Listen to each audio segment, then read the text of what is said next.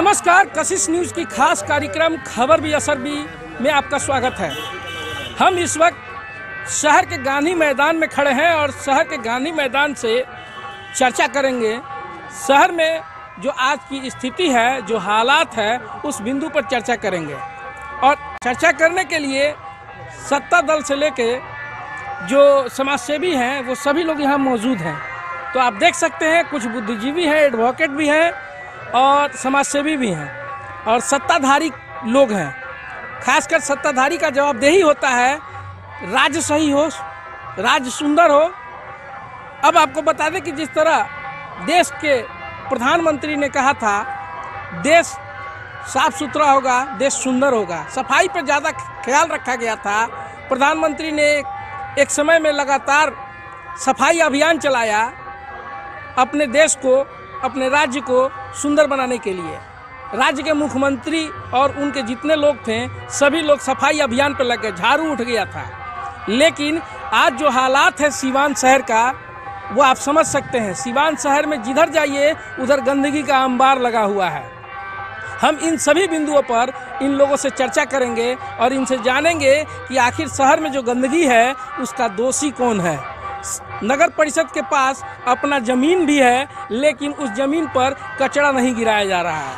आखिर क्या वजह है, क्यों नहीं कचरा गिराया जा रहा है, इन सभी बिंदुओं पर हम बात करेंगे। तो सबसे पहले हम सत्ताधारी के जो जेडीयू के जिला अध्यक्ष हैं उमेश ठाकुर जी, उनसे हम पहले बात कर लेते हैं।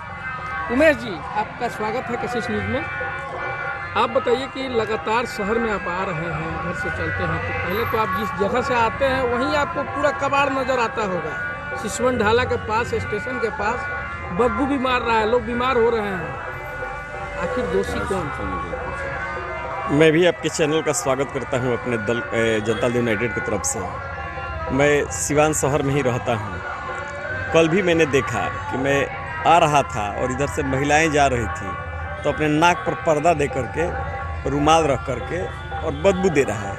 हम लोगों ने नगर परिषद के ईओ से बात की, हमने बात किया आने के बाद, तो उन्होंने कहा कि एनजीओ को दिया गया है। और मैंने कहा कि एनजीओ हो या कोई हो, आप इसके कार्यपालक पदाधिकारी हैं, इसको यथाशीघ्र हो इसको सफाई कराइए। और सफाई के स्थान पर जो सरकार या आपके स्तर से जो ब्लीचिंग होता है उसको ब्लीचिंग कराइए कि महके नहीं।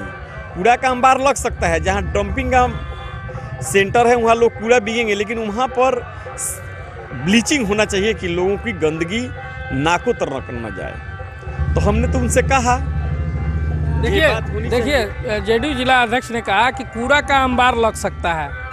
राजीव रंजन जी, आप बताइए, कूड़ा का अंबार क्या शहर में ही पार्टिकुलर जगह वहाँ पे रख देना है, लगाना है? देखिए, कूड़ा का अंबार शहर में ही नहीं, शहर से आप बाहर किसी भी क्षेत्र में निकलेंगे आप कूड़ा का अंबार सड़क के दोनों तरफ देखेंगे। साथ ही साथ हाईवे पर आप देख रहे हैं कितना हैवी ट्रैफिक है, पुल टूट जाने से ट्रैफिक और बढ़ गया है। उन कूड़ों में आग लगा दी जा रही है जिससे विजिबिलिटी देखने का जो क्षमता है लोगों की घट जा रही है, जो दुर्घटना का बहुत बड़ा कारण हो सकता है। और रही बात कूड़ा प्रबंधन की, तो कूड़ा प्रबंधन पूरी तरह से यहाँ पर फेल हो चुका है। माननीय प्रधानमंत्री जी की जो ये स्वच्छता का अभियान चला वो सिवान में फेल है, पूर्णतः 100% फेल है। वो केवल फोटोग्राफी सेशन तक ही सीमित रहा। लोग या जो भी प्रतिनिधि हों, लोगों ने फ़ोटो खिंचाया, पेपर में नाम आया, वहीं तक वो सीमित रह गया। लेकिन स्थिति आज की बड़ी भयावह है।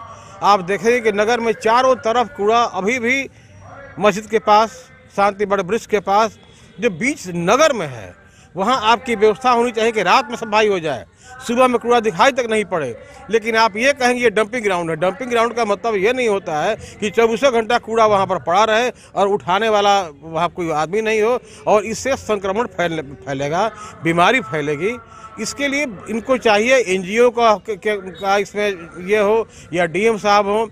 हम तो ये चाहेंगे कि जिलाधिकारी इसमें इंटरफेयर करें, इसमें और शहर को इस कूड़ा से मुक्ति दिलावें। बिल्कुल देखिए, शहर से इस कूड़ा को मुक्ति दिलाने की बात है। तो हम फिर से उमेश ठाकुर जी के पास आते हैं।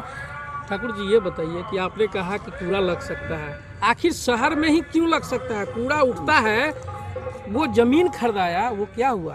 कूड़ा लगने का, कूड़ा गिराने का, जैसे मोहल्ला से कचरा निकल करके कोई स्थान, निश्चित स्थान होता है, जैसे शांति वृक्ष हुआ, आपको साधारण बाजार के मुख्य एथी पर हुआ, वहाँ है।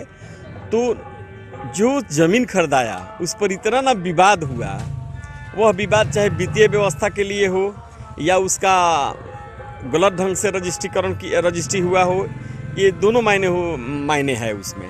तो वहाँ तो अब तो दूसरा मामला है। तो वहाँ किसी न किसी नगर परिषद को कहीं न कहीं निश्चित स्थान उसके लिए चिन्हित करके और वहाँ से कूड़ा करकट उठा करके कूड़ा और उसको डंपिंग कराना चाहिए।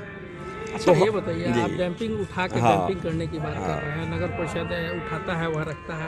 आज विगत कई दिन हो गया लगातार आप ही कह रहे हैं। हाँ, हम कम कर रहे हैं। हाँ, बंद कर रहे हैं। आखिर इस पे क्यों नहीं, ये जिला अधिकारी से आप लोग क्यों नहीं बात करते? आप सत्ताधारी हैं। आज अगर आपके राज्य से किसी बड़े नेता को आना हो तो सारा शहर साफ हो जाएगा। मैं तो आपसे कह रहा हूँ कि हमने कार्यपालक अभियंता यू से कहा कि भाई यथाशीघ्र उसको उठवाइए और उठवा कर ब्लीचिंग कराइए।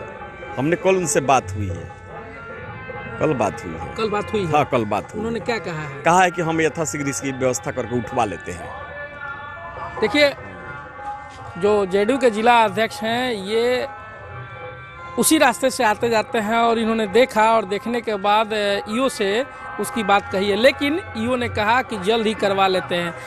आज अब गंदगी से लोग परेशान हैं, बीमारी बढ़ते जा रही है शहर में, लेकिन इसको देखने वाला नहीं कोई है। हम आशीष जी, आप बताइए। जी देखिए, बात ऐसी है कि आए दिन खबरों में ये रहता है कि अपने बिहार में भी दूसरे राज्यों या दूसरे देशों के तर्ज पर वेस्ट मैनेजमेंट सिस्टम काम करेगा। इसमें होता है कि जो भी यहाँ सिर्फ कूड़ा का ढेर लगाने और उठाने तक ही बात सीमित नहीं है। बात यह है कि आखिर ये वेस्ट मैनेजमेंट सिस्टम है कहाँ। चर्चा होती है कि जो भी नाले का पानी नदी में मिलाने से पहले एक वाटर ट्रीटमेंट प्लांट लगेगा, जो कि उस पानी को ट्रीट करके और उसकी गंदगी को साफ करके तब उसको नदी में वो पानी का विसर्जन होगा। कूड़ा जो होगा उसको भी उठा के एक प्लांट होगा जहां उसको बायोडिग्रेडेबल और नॉन बायोडिग्रेडेबल अलग अलग प्लांट लगाने की बात कही जाती है। तो ये बातें सिर्फ घोषणाओं तक ही सीमित हो जाती है, हवाई हो जाती है। अभी जैसे नगर परिषद का कुछ दिन पहले पूर्व जो मामला उठा था कि अंगौता में नगर परिषद ने कूड़ा डंप करने के लिए एक जगह को चिन्हित किया था और उसको खरीदा भी था, लेकिन वो जो खरीदगी जो जमीन थी उस पर मामला उल्टा पड़ गया, पैसे का घोटाला सामने आ गया और उसके बाद उस जमीन की फिर कोई बात ही नहीं करता कि आखिर हुआ तो हुआ क्या। और अगर वो फेल हो गया तो उसके जगह, उसके अलावे कोई दूसरे जगह को ऐसा किया गया क्या जहां कूड़े को डंप किया जा सके, उसको मैनेज किया जा सके। ऐसी तो कोई बात ही नहीं होती है। मुझे ये लगता है कि ये सारी जो बातें हैं वो सिर्फ अखबारों तक ही सीमित रह जाती है और हवाई हो जाती है, और जो पैसे आते हैं उसका बंदर बाट हो जाता है। हम चर्चा कर रहे थे शहर की गंदगी पर, और हमारा खास कार्यक्रम जो है खबर भी असर भी, उसी के तहत शहर की गंदगी पे चर्चा कर रहे हैं। हम इन सभी मुद्दों को लेकर जो जनप्रतिनिधि हैं, जो समाज के एक आईना के रूप में काम कर रहे हैं, इनसे हम चर्चा कर रहे हैं। तो सबसे पहले समाज सेवी श्रीनिवास यादव हैं, इनसे हम बात कर लेते हैं। सर देखिए, कोई व्यक्ति जो संस्था चलाता है तो चुनाव जीता है, जीता के भेजने के बाद से इसका चलता है। नगर परिषद के गठन हुआ है और उसका पदाधिकारी है, तो इस काम में दोनों व्यक्ति दोषी है। जिस वार्ड से जो वार्ड चुनाव जीत के जाते हैं और जो वहाँ के चेयरमैन हैं और सिवान के जो नगर परिषद के पदाधिकारी है, इस सारे गंदगी का जिम्मेवारी यही तीनों व्यक्ति पर है। हम तो सिवान शहर के लोग से मांग करते हैं कि जिस तरह कोई मुद्दा के लिए मांगा जाता है, नहीं मांगते हैं, तो हम उसके लिए आंदोलन करें। जब हम टैक्स देते हैं, हर चीज़ का टैक्स हमसे लिया जाता है और उस टैक्स के अनुसार हमको सुविधा नहीं दिया जाता है, तो हम कहेंगे सिवान नगर वासियों से कि आप लोग एक समय मांग पत्र जिला पदाधिकारी को दीजिए, नगर परिषद को, कि अगर 5 दिन के अंदर में अगर नगर के सफाई नहीं होगा, नगर के जो टैक्स लेते हैं उसके अनुसार हमारा व्यवस्था नहीं होगा, तो हम लोग टैक्स देना बंद कर देंगे, तो निश्चित तौर पर सुधार हो सकता है। देखिए, श्रीनिवास जी का राय जो है वो कह रहे हैं कि टैक्स अगर नहीं देंगे तो सुधार हो सकता है। हालांकि इस राय पर सोचना होगा कि आखिर टैक्स नहीं देंगे तो क्या हो सकता है, क्या सुधार होगा या और बद से बदतर की स्थिति में चला जाएगा, ये सोचना होगा। हम निकेश चंद्र जी हैं, आप बताइए सर। निश्चित तौर पे सिवान जिस लिए जाना जाता था, भारत की सभ्यता और संस्कृति का कभी द्योतक रहा है सिवान, और जिस लिए सिवान जाना जाता था, आज मुझे कहने में ये गुरेज नहीं है कि सिवान नेतृत्व विहीन है। चाहे स्थानीय प्रशासन हो या जनप्रतिनिधिगण हो, निश्चित तौर पे सिवान से उनको मुंह भंग हो गया है। और आज आपने एक बहुत अच्छा मुद्दा उठाया है, और खासकर हम लोग राष्ट्रपिता के सामने हैं, इनकी भी जो स्थिति है वो दयनीय है, सब लोग देख रहे हैं। मैं समझता हूँ कि जहाँ तक अपने दायित्वों का निर्वहन जो होता है, कहीं ना कहीं हमारा जिला प्रशासन और हमारे स्थानीय जनप्रतिनिधि अपने दायित्वों के निर्वहन के प्रति उदासीन हैं, जो एक नहीं होना चाहिए। और मैं बता दूं कि कूड़ा का अंबार जो सवाल आपका मुख्य है, इस पे आज से 1-1.5 माह पहले मैं स्वयं डीएम साहब से मिला था। मैं था और जिला हमारे पार्टी के पूर्व जिला अध्यक्ष इंद्रदेव जी और मुर्तुजा कैसर साहब, और इस पर हम लोगों ने चर्चा की थी। कहीं कहीं डैम्प हो जा रहा है, उसको कैसे सुव्यवस्थित ढंग से शहर से और बस्ती से दूर किया जाए, इस पर डीएम साहब ने त्वरित कार्रवाई भी किया था। और उसी का नतीजा है कि बेलहटा का जो पोखरा है और जो यहाँ बैसाखी के बगल में जो मेन सड़कों पे लेके डैम्प किया जाता था, डीएम साहब ने तत्काल हम लोगों के सामने कार्यपालक पदाधिकारी को फ़ोन करके उस पर संज्ञान लिया और 2 दिन में इसका निपटारा किए हैं। और स्थानीय प्रशासन, अभी मैं बता दूं कि त्रिस्तरीय पंचायत चुनाव चल रहा है और 12 चरणों में बहुत देख रहे हैं, 2-3 महीने से पूरा प्रशासन इसमें व्यस्त है। निश्चित तौर पे इस समस्या का समाधान होगा, और मैं आपके माध्यम से सिर्फ नवाज भाई का समर्थन करता हूं इस मायने में कि सिर्फ शासन प्रशासन ही जिम्मेवार नहीं होती है, आम जनता भी जिम्मेवार है। हमें अपने कार्यों के प्रति, अपने दायित्वों के प्रति, अपने अधिकारों के प्रति जागरूक होना पड़ेगा। और जब तक हम जागरूक नहीं होंगे, निश्चित तौर पे काम करने वाला व्यक्ति होगा, उसमें उसके कार्य करने में शिथिलता होगी। जब हम जागरूक होंगे तो तेजी उन लोगों में भी आएगी। और मैं अपील करना चाहूँगा पूरे सिवान वासियों से कि आप लोग थोड़ा आगे बढ़ें और अपने अधिकार, अपने दायित्व को समझें और आगे बढ़ के इस स्वच्छता अभियान को सफल बनाएं और अपने अगल बगल में जो अस्वस्थ माहौल है उसको स्वस्थ करने में आप लोग। देखिए, निकेश जी ने कहा आम जनता दोषी है। आम जनता से एक व्यक्ति हैं, इनसे जरा हम बात कर लेते हैं। क्या सर, शहर में जो गंदगी है उसके दोषी आप हैं? आप तो थोड़ा मोड़ा तो है ही है, लेकिन जहाँ प्रशासन और जो प्रतिनिधिगण है वो ज़्यादा दोषी है। आखिर जिम्मेवारी उन लोगों को दिया गया है, तो हम लोग चुने हैं इसीलिए ना कि हमारा जो टैक्स देता है वो टैक्स के अनुसार काम करे। काम नहीं हो तो क्या होगा? तकलीफ तो होगा आम जनता को। गंदगी तो पूरे शहर में भरा है, स्वच्छता अभियान की तरह साफ होनी चाहिए। और गंदगी नहीं हटेगा तो कई तरह की बीमारी होने की आशंका है। ठंडे के दिन में तो कई तरह के बैक्टीरिया, कई तरह के वायरस चलता है। ये सब सर सफाई रहेगा तो ये सब बैक्टीरिया और ये सब से मच्छर माछी से हम लोग दूर रहेंगे, मच्छी से बचेंगे। आप बताइए सर, शहर में जो गंदगी है इसका दोषी कौन है? जनप्रतिनिधि और प्रशासन दोनों आदमी दोषी है। नेता तो आप भी हैं। हाँ, दोषी आप हैं ना? हाँ, दोषी हैं। मान रहे हैं अपने आप को दोषी? हाँ, दोषी हैं हम लोग। कैसे सुधार होगा? सुधार होगा जब जितने वार्ड सदस्य यहाँ जीते हैं उन लोग को दायित्व है कि अपने वार्ड में सफाई पर ध्यान रखें। इसीलिए लोग जनता जिताई है उनको। कई वार्डों का कचरा उठा के एक जगह रख दिया जाता है, उसको कैसे हटाएंगे? जमीन खरीदे तो क्या किया? तो जमीन जो खरीदाया है वो जितने वार्ड सदस्य हैं यहाँ पर सब लोग बैठक कर जमीन सही है कि गलत खरीदाया है। आखिर कहीं ना कहीं पैसा का तो हुआ है ना दुरुपयोग, सरकारी पैसा का गमन हुआ है। उस पर तो जनप्रतिनिधि को इस पर विचार करना चाहिए। देखिए, सरकारी पैसे का गमन हुआ है, इन्होंने सही बात कहा है। एक बार फिर हम चलते हैं जेडीयू जिला अध्यक्ष उमेश जी के पास। उमेश जी, ये बताइए कि दोषी आप हैं? दोषी हम नहीं है, हम जनप्रतिनिधि आप हैं। हाँ, हम दोषी हैं। दोषी है ना?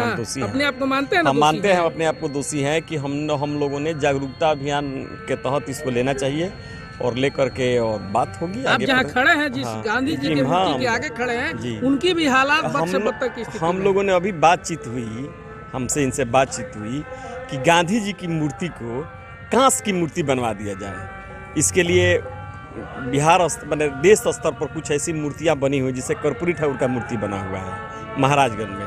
तो इसलिए हम लोग सोच रहे हैं कि यहाँ ये बनवा दिया जाए और इस पोल पर सीसी कैमरा लगवा दिया जाए ताकि मूर्ति सुरक्षित रहे। आप बताइए, लास्ट आपसे बात करेंगे। जो स्थिति है कैसे सुधार होगा? इसको 12 से 3 बजे सुबह जो होता है, 12 बजे रात से 3 बजे सुबह तक के अंदर में इसको हटा देना चाहिए, ताकि किसी के मतलब इस पर बहुत ज़्यादा बीमारी फैल रहा है। इससे लोग आते हैं और 12-1 बजे तक ले रह जाता है उसी तरह से। तो प्रशासन को चाहिए कि 12 बजे से सभी लोग अपने अपने घरों में चले जाते हैं, तो उस समय रात्रि में इसको हटाकर जहां इसको रखना है वहां पर रखवा सकते हैं। बिल्कुल, देखिए अब समय नहीं है और जो इन्होंने कहा, जो जनप्रतिनिधि लोगों का राय है कि ये होना चाहिए, टैक्स काट देना चाहिए। समाजसेवी लोगों का ये कहना है कि टैक्स नहीं देना चाहिए। तो कई तरह की बातें हैं। हम नगर परिषद ईओ के पास जाने से पहले जो यहाँ पर हर मुद्दों को लेकर सड़क पर उतरने वाली जो पार्टी है माले के एक नेता से हम बात करेंगे। उनसे जानेंगे कि आखिर शहर में जो गंदगी है, क्यों उस गंदगी का दोषी कौन है, क्यों नहीं सफाई हो रही है। तो इनसे सीधे तौर पर बात कर लेते हैं। सर आप बताइए, शहर में गंदगी है, शहर के अंदर आप भी आते हैं, जाते हैं, देखते हैं, आपका भी दायित्व तो बनता है कि आखिर सफाई नहीं हो रही है तो क्यों नहीं सफाई हो रही है?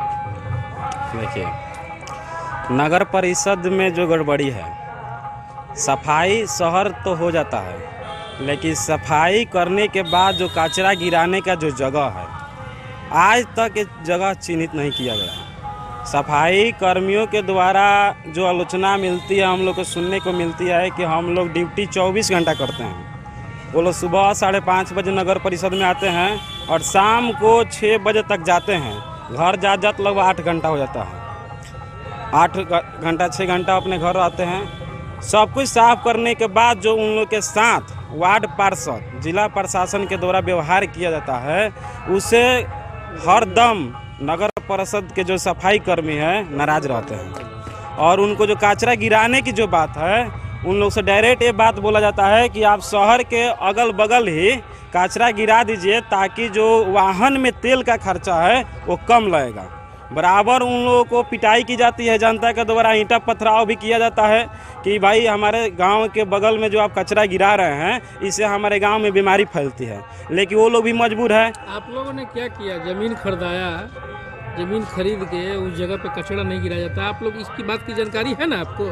इस बात की जानकारी जमीन खरीदाया तब से है, जब हम लोग, क्या हुआ उस जमीन का? जब वहाँ पता किया जाता है तो जिसकी ज़मीन है वो बोलते हैं कि हमारे पास कोई सूचना नहीं है। जब नगर परिषद में पता किया जाता है तो यहाँ उन लोग का फाइल पड़ा हुआ है, वहाँ कचरा गिराने लोग नहीं जाते हैं, क्योंकि नगर परिषद के कब्जा में ज़मीन है भी नहीं।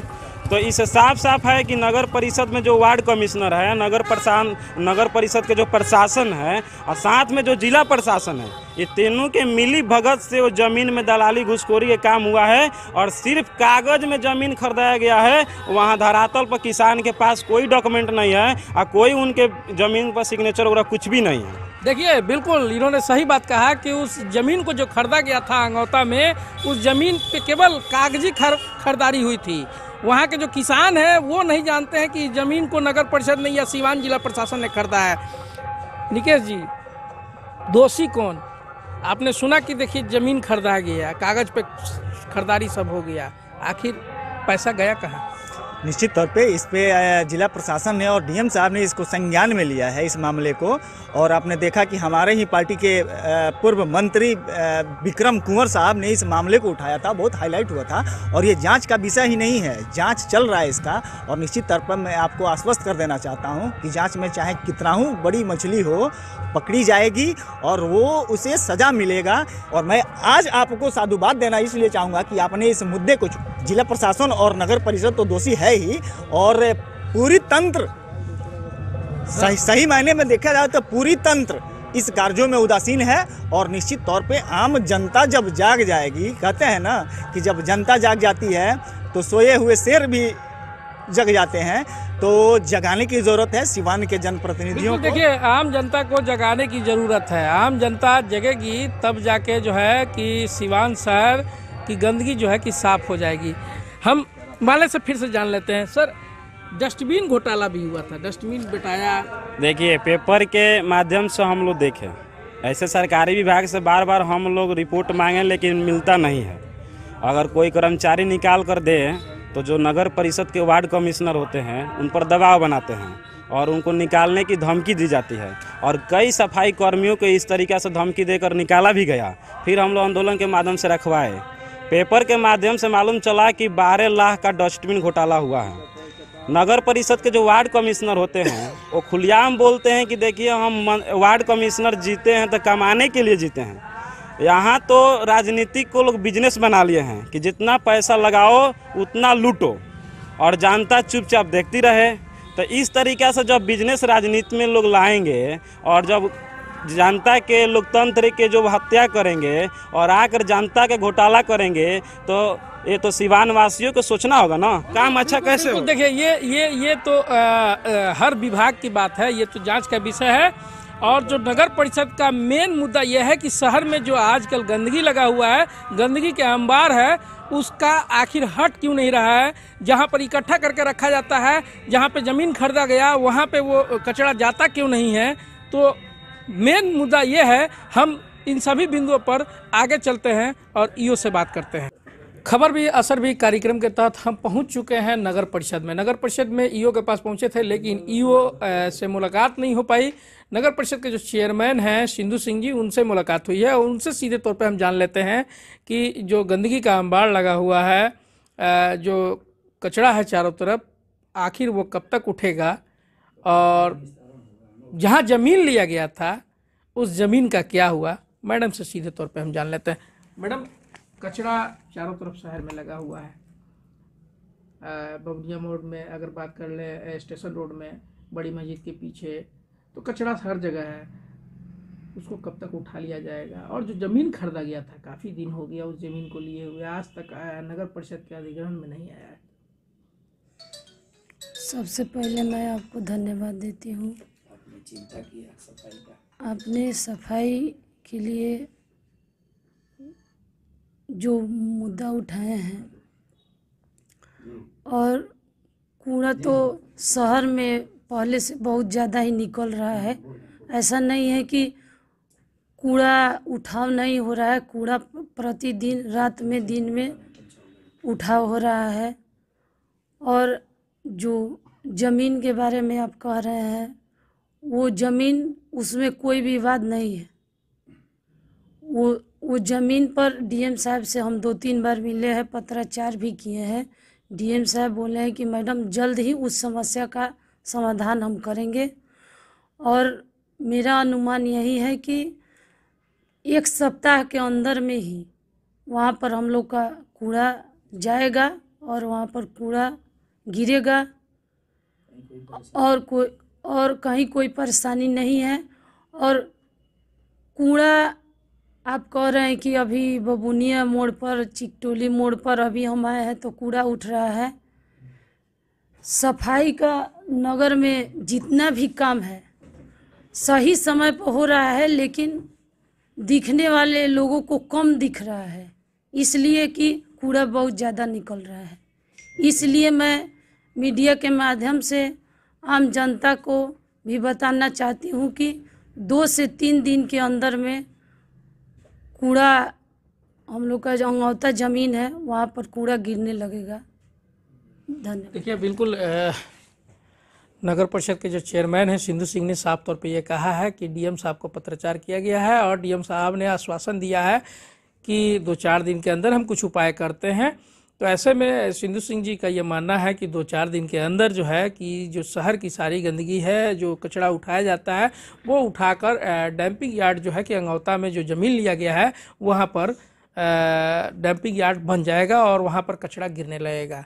हालांकि अब ये देखने वाली बात होगी कि कब तक ये कचरा जो है कि उठ के वहाँ जाता है, ये आने वाला समय बताएगा।